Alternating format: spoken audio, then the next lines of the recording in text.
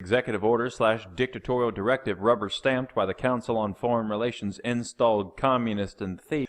United States policy on pre- and post-strike measures to address civilian casualties in U.S. operations involving the use of force.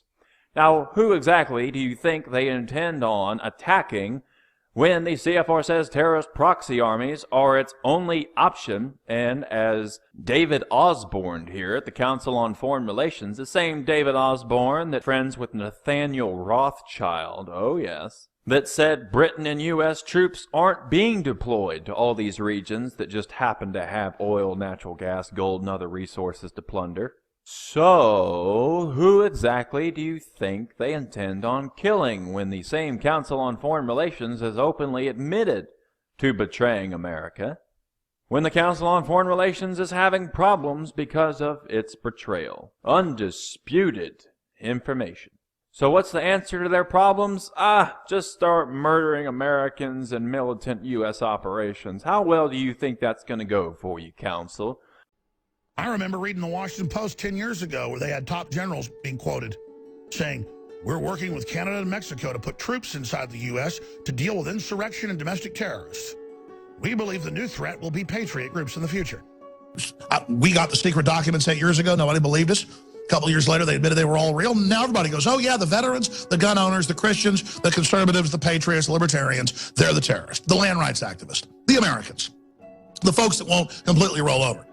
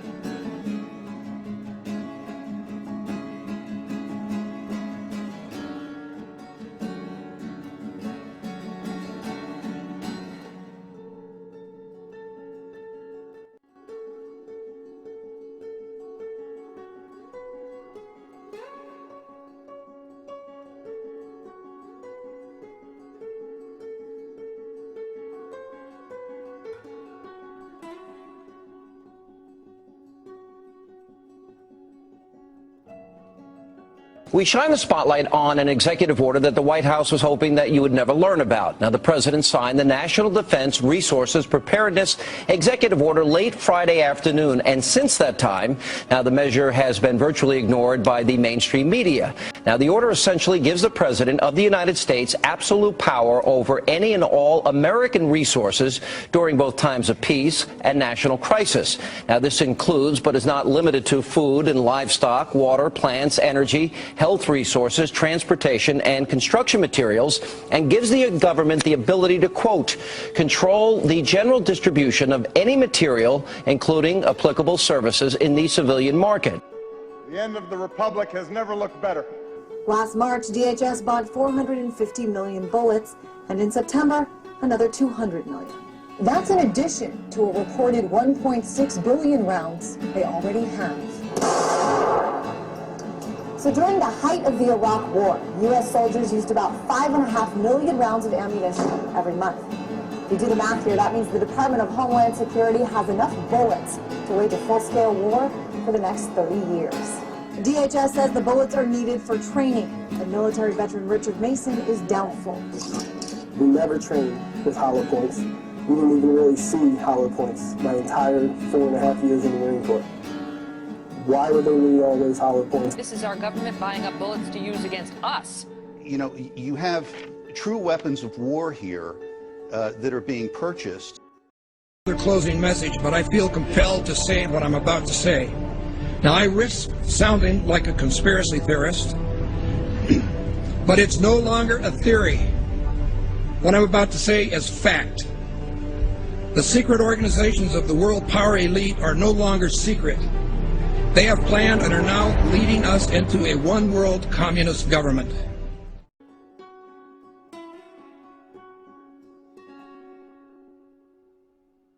Look at it. Black Power Group claims responsibility, warns of more assassinations. 5 cops shot dead in Dallas. Suspect wanted to kill white people. The end is coming.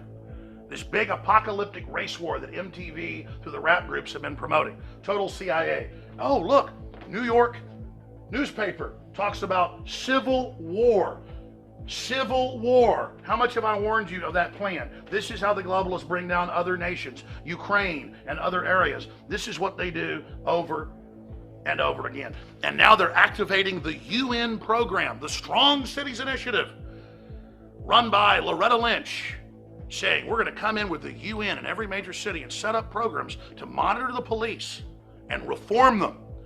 So the police are being told, we're going to kill you, we're going to shoot you, we're going to activate the media to hype up mentally ill people, to go out and carry out basically a leftist communist destabilization program. And the answer is, we're going to bring in the UN and the feds to control you and run you, because it's your fault groups are out there shooting cops in the back of the head when they pump gas or change some old lady's tire or are out there at a demonstration.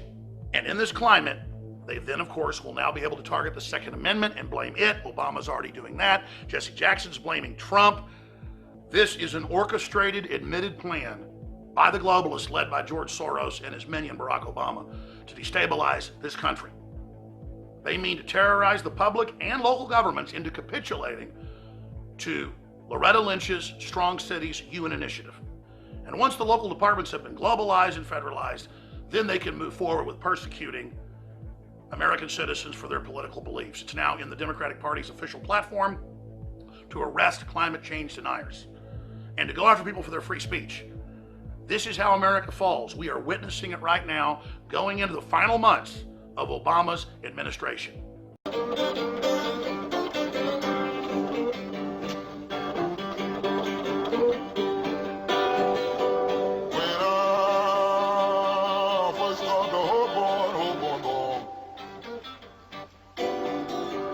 I took a freight train to be my friend.